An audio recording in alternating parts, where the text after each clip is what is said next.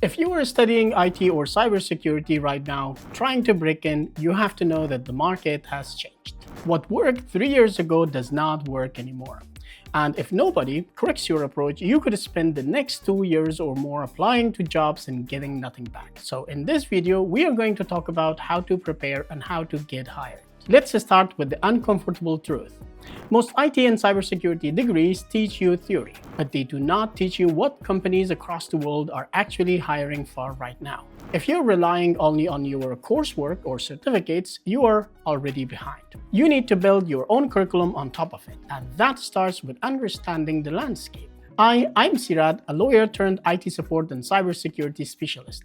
With a background in law and tech, I analyze technology, cybersecurity, and geopolitics. And this video gives a wake-up call for computer science students. First of all, cybersecurity is not one job. It's dozens of different paths. Security operations, penetration testing, GRC and compliance, cloud security, incident response, identity and access management, and so on. Each one is different, and each one attracts a different kind of person. So before you go deeper, spend time exploring at a high level. If you like structure and rules, compliance and GRC might suit you. If you like breaking things to understand them, offensive security might be your lane. If you like protecting infrastructure at scale, cloud security is where the demand is heading. Find the one that actually pulls you in, because that pull is what keeps you working on it at 9 p.m. on a Tuesday night when everyone else is watching Netflix. Here's the part that surprises most beginners. You do not start broad, you start narrow. Then you expand later. The instinct is to learn a bit of networking, a bit of scripting, a bit of cloud, a bit of everything, so you feel ready for anything. But that is exactly what makes you unhireable. Teams do not need someone who is okay at 5 things. They need someone who is genuinely strong in one thing, because the rest of the team covers the gaps. Go deep first. Get a level where you could actually defend your knowledge in an interview. You can always widen out later once you are already employed and trusted. The next part is important, so do not skip it. Stop collecting tutorials. Watching another 8-hour cybersecurity course on a platform is not the same as learning. It feels productive, but it's often just comfortable. Watch one solid explainer on a new tool or concept, and after that, switch to documentation and hands-on labs, which is very important. Build something. Set up a home lab. Break into a deliberately vulnerable machine on Try Hack Me or Hack the Box. Document what you did and why you did it. That documentation, by the way, becomes your portfolio. It's proof you can think, not just watch videos or tutorials. And pick projects that sit in what I would call your stretch zone. Too easy and you get bored and stop learning. Too hard and you burn out and quit. The right project is the one that makes you slightly uncomfortable. The one where you have to look things up constantly and your brain genuinely feels tired afterwards. That discomfort is a good sign. It means you are actually growing, not just going through the motions. That's why watching 8 hours of YouTube is very easy, or a tutorial even on Coursera. And at the end of it, you don't learn anything. On the other hand, if you go to Try Hack Me and Hack the Box and do tutorials and you struggle, that is actually where you learn. Now here's a mindset shift that separates people who get hired from the people who stay stuck.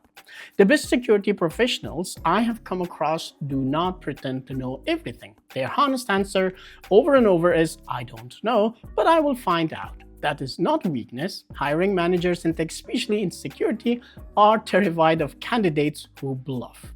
They would rather hire someone who admits a gap and then closes it, than someone who fakes confidence and gets it wrong in production. If you can walk into an interview with that mindset instead of trying to look like you know everything, you will stand out immediately. This is exactly the point where I want to pause, because if this is landing for you, drop a comment telling me which area of cybersecurity you are leaning toward. It genuinely helps me plan my future videos around what you actually need, and it helps other people in the comments see they are not alone in figuring this out too. If you are job hunting in Germany or elsewhere in the EU specifically, add one more layer to this. Understand how the local market actually evaluates candidates. Some companies weigh certifications heavily for entry-level security roles. Others care care far more about demonstrated hands-on ability or experience. Knowing which type of company you are talking to changes how you present yourself, and that alone can be the difference between a rejection and an offer. So to bring this together, explore broadly first, then commit to one lane in cybersecurity and go deep. Replace tutorial hell with hands-on labs and documented projects. Pick projects that stretch you, not the ones that comfort you. Walk into interviews with an "I don't know, but I will find out" mindset, instead of pretending to be an expert. And do not neglect your voice, your presence, and your ability to make small talk, because that is often what tips the decision in your favor. The market is tougher than it was a few years ago. That part is true. But it also means the people who actually prepare properly stand out faster than ever, because most people are still doing what used to work and wondering why it has stopped. Do not be one of them. If you want the exact roadmap for which certifications actually matter and in what order to take them, I have a full video breaking that down, and it is the natural next step from everything we just covered. So go watch it now. The link is above and also in the descriptions. And if this video gave you something useful, subscribe. Drop a comment with where you are starting from, and I will see you in the next one. Take care. Bye.